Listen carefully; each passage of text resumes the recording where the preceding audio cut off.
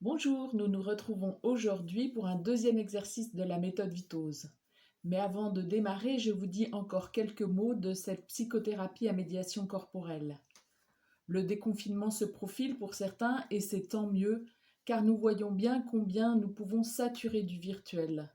Nous avons besoin de retrouver le réel et la méthode Vitose peut nous y aider. On parle ici de méthode de pédagogie car vous commencez à le comprendre, elle est à base d'exercices pour cheminer vers une plus grande conscience de nous-mêmes, des autres, de notre environnement. Mais elle a pour objectif d'être intégrée dans notre vie quotidienne. Ces exercices ne sont alors plus une contrainte, mais elles font partie intégrante de notre quotidien. Une des premières praticiennes avec qui j'ai découvert la méthode Vitose disait « c'est un art de vivre ». En goûtant le fruit des exercices, c'est-à-dire en goûtant l'état que produit un exercice, l'état que génère un exercice, comment je me sens à la fin d'un exercice, comme par exemple le repos, la détente, la centration, l'unité. Nous allons souhaiter installer dans la souplesse de nouvelles habitudes mentales. La répétition des exercices favorise la création de nouveaux circuits neuronaux. C'est pourquoi, dans un premier temps, il faut nous arrêter pour pratiquer ces exercices dans notre quotidien pour ensuite les y intégrer. L'exercice que je vous propose aujourd'hui porte sur la respiration. Vous pouvez faire cet exercice dans la suite de celui des points d'appui ou bien séparément. Comme la première fois, je vous propose de le faire dans un fauteuil où vous êtes confortablement installé, mais en réalité, cet exercice peut se faire n'importe où, et aussi bien debout, assis que couché.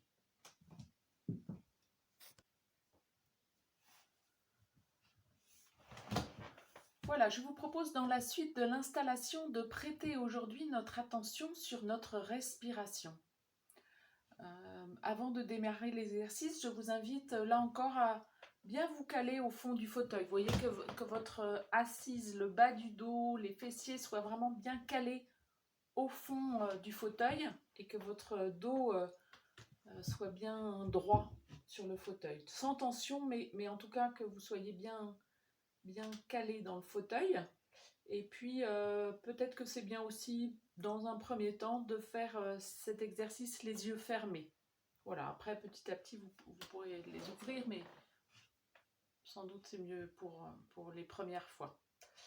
Voilà, donc je vais vous proposer, dans un premier temps, d'aller accueillir votre respiration telle qu'elle est, en ce moment, sans rien changer, sans rien modifier.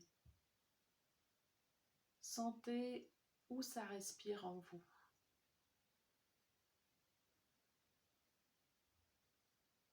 Recevez les sensations de votre respiration le plus simplement possible.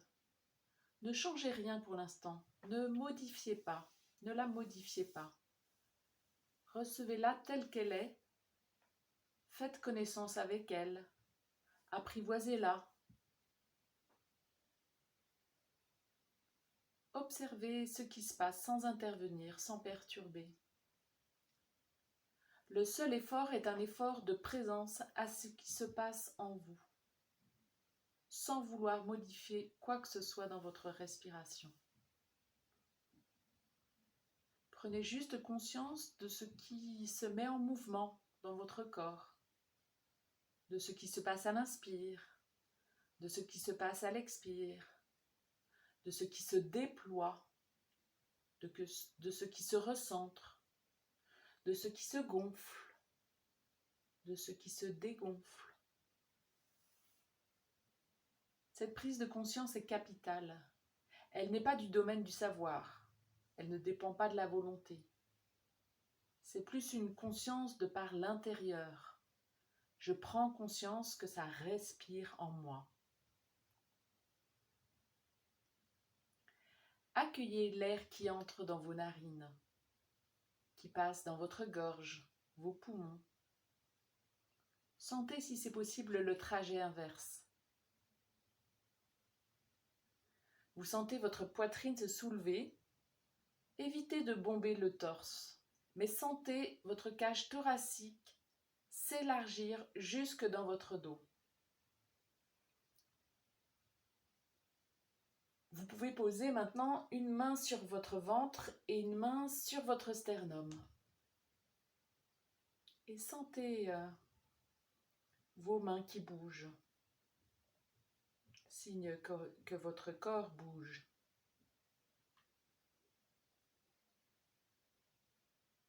Et puis à partir de cet endroit, vous pouvez aussi aller poser successivement vos mains sur les parties de votre corps que vous sentez bouger.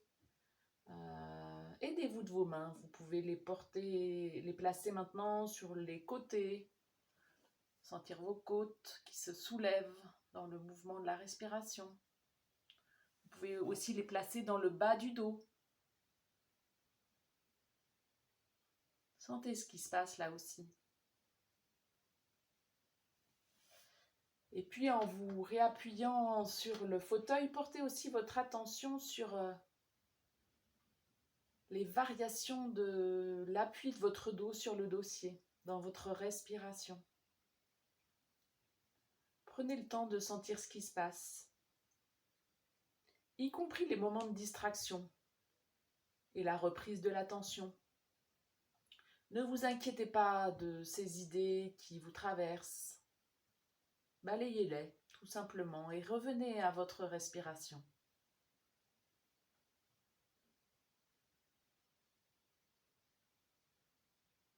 Pour cette deuxième partie de l'exercice,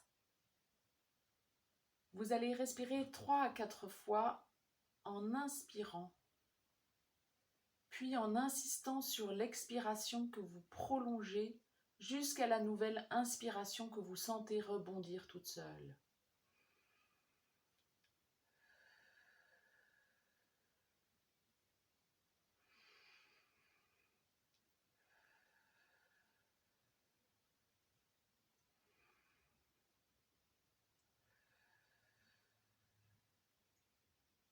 Là encore, sentez où ça bouge dans votre corps.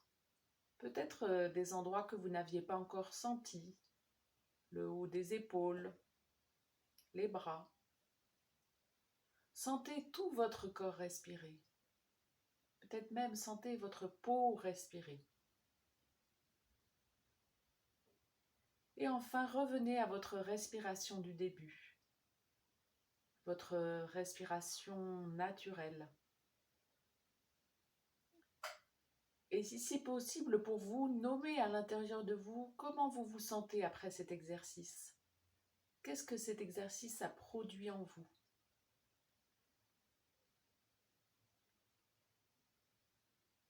Si besoin, pour terminer, vous pouvez sentir le besoin de vous étirer ou de bâiller.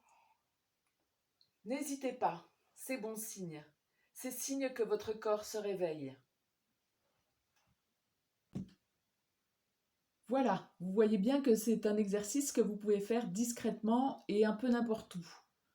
Quand vous vous asseyez à votre bureau au début de votre journée de travail, quand vous êtes à attendre le métro, debout sur le quai, quand vous êtes assis dans le métro. C'est aussi une bonne introduction à la prière. Et vous voyez bien qu'il y a quelque chose avec la respiration qui se dépose. Hein.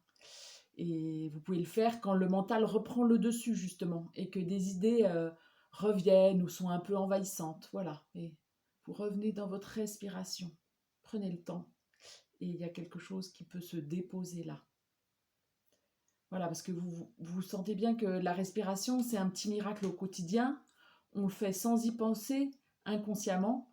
C'est pour ça que de le faire de manière consciente nous permet de prendre conscience de ce petit miracle, de ce souffle qui nous habite.